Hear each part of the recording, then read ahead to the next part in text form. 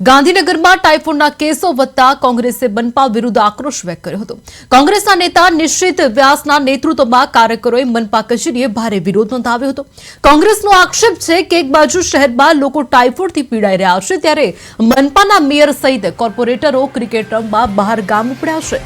દૂષિત પાણીના કારણે ટાઇફોઇડના કેસો સતત વધી રહ્યા હોવા છતાં કોર્પોરેટરો પોતાની પ્રાથમિક ફરજ ચૂક્યા છે, એવો કોંગ્રેસનો આરોપ છે। વિરોધ દરમિયાન કોંગ્રેસ કાર્યકરો દૂષિત પાણીની બોટલ અને માટલા લઈને મનપા કચેરી ખાતે પહોંચ્યા હતા અને કમિશનરની કચેરીમાં માટલા ફોડીને પ્રતિકાર નોંધાવ્યો હતો। પોલીસ કહી શકાય કે કોંગ્રેસે દૂષિત પાણીના મુદ્દે મનપાની કામગીરી પર સવાલ ઉઠાવ્યા હતા અને કમિશનરને ભાજપનો એજન્ટ ગણાવી આક્ષેપ કર્યો હતો।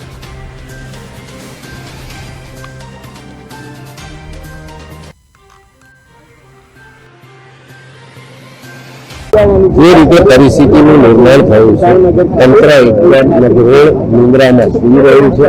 કાઉન્સિલરો જે કોઈ બી જવાબદાર પદાધિકારીઓ છે ક્રિકેટની મોજ માણી રહ્યા છે। 3 દિવસથી સંગીત સંધ્યાઓ મળી રહ્યા હતા। ગુજરાતના મુખ્યમંત્રી સંવેદનશીલ ક્યાં છે ખબર નથી। કેન્દ્રના ગૃહમંત્રીનો આ વિસ્તાર છે, ત્યાં અહીંના લોકલ સાંસદ છે કે દિલ્હીથી મોનિટર કરી રહ્યા છે કેટલા બાળકોનું મૃત્યુ થયું એ આંકડા છુપાવવામાં આવે છે અને બદતર હાલત તો તમે એમ કહો કે ગઈકાલે સિવિલ હોસ્પિટલમાં અમે વિઝિટ કરી, એમાં 21 સેક્ટર જ્યાં ખરેખર ડેન્સ પોપ્યુલેશન નથી, સરકારી વસાહતો તોડી નાખવામાં આવી છે અને ત્યાં પ્રાઇવેટ લોકો જ રહે છે, એ વિસ્તારમાં પણ જો પાણીની સમસ્યા થઈ અને બાળકોને દાખલ કરવા પડતા હોય તો તમે એમ કહો કે 24 તો સ્લમ્સ એરિયા છે, અમે તો પૂરા જ કરવાના છે, એટલા માટે ત્યાં પાણી આવી જાય તો વાંધોની પાણીનું સેમ્પલ પણ અમે લાયા છે અને જે પરિસ્થિતિનું નિર્માણ થયું ખરેખર દુઃખની બાબત છે।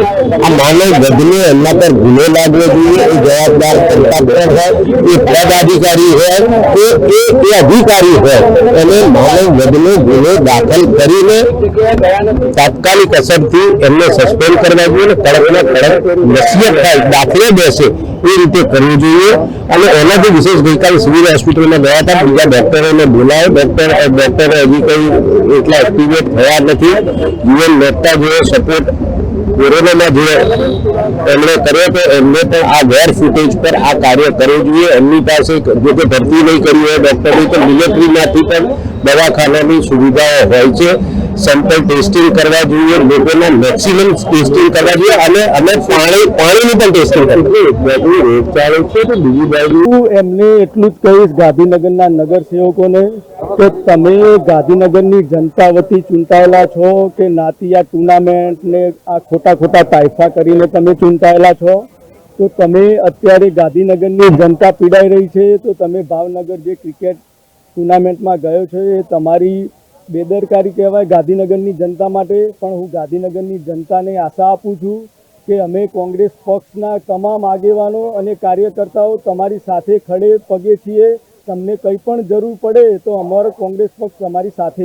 અમે પરમ દિવસ સુધીનો આંકડો 95નો હતો, કાલે અમે ગાંધીનગર સિવિલની વિઝિટ લીધી તો આંકડો 150 ને પણ પાર થઈ ગયો અને મૃત્યુઆંક 2 થી 3નો છે, પણ ત્યાં કોઈ ડૉક્ટર કે કોઈ અધિકારી જવાબદારી લેતા નથી કે આ પાણીજન્ય રોગથી થયો છે, એવું કહે છે કે આના લગતો રોગ છે તો એક્સપાયર થયા છે, પણ આ ચોક્કસપણે હું કહું છું કે આ 2 થી 3 લોકોના મૃત્યુ થયા એ મૃત્યુ પાણીજન્ય રોગના લીધે જ થયા છે। એટલે એમાં હું ચોક્કસપણે કહીશ કે આ અધિકારીઓની મિલીભગતના કારણે ગાંધીનગરની જનતાને ભોગવવું પડે છે। આજે શું કાર્યક્રમ કરવાનો છે?